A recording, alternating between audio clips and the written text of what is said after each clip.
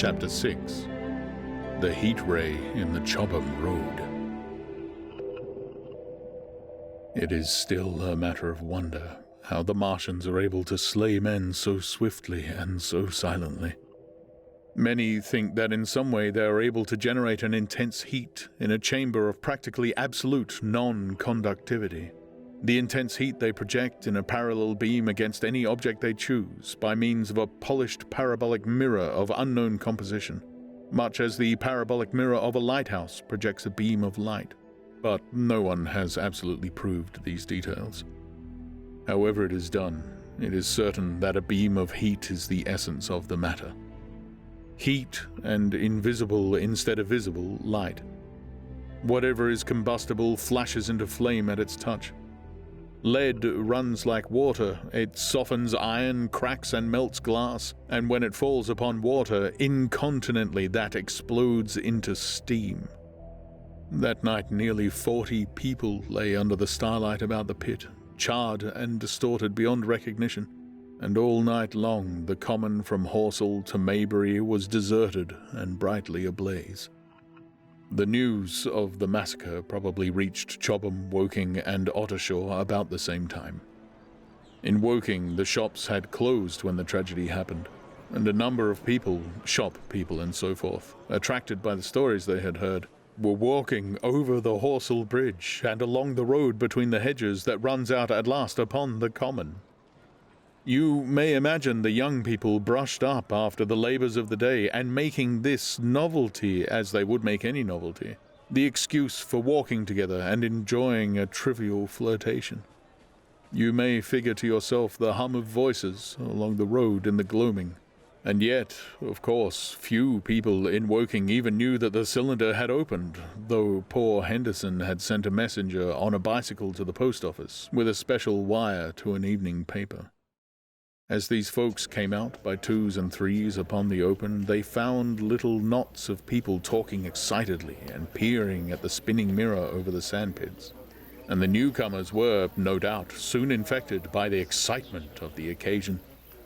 By 8:30, when the deputation was destroyed, there may have been a crowd of 300 people or more at this place, besides those who had left the road to approach the Martians nearer.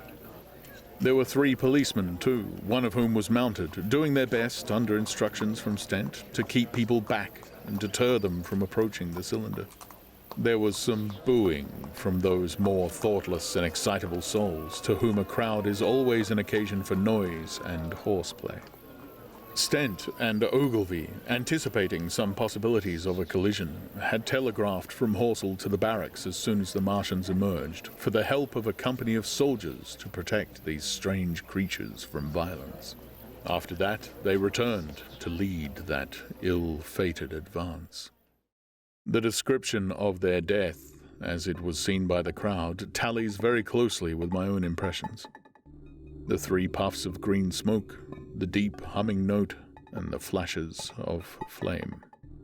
But that crowd of people had a far narrower escape than mine.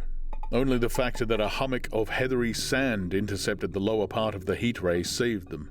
Had the elevation of the parabolic mirror been a few yards higher, none could have lived to tell the tale. They saw the flashes, and the men falling, and an invisible hand, as it were, lit the bushes as it hurried towards them through the twilight.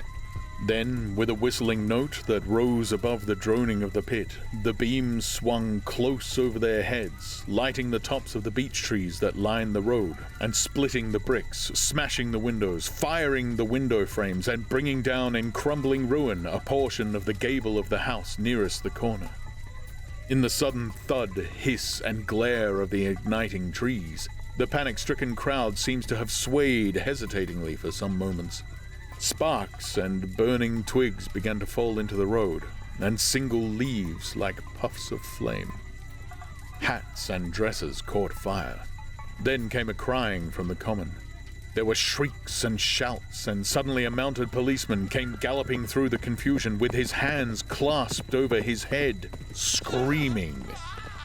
"They're coming!" a woman shrieked, and incontinently everyone was turning and pushing at those behind in order to clear their way to Woking again.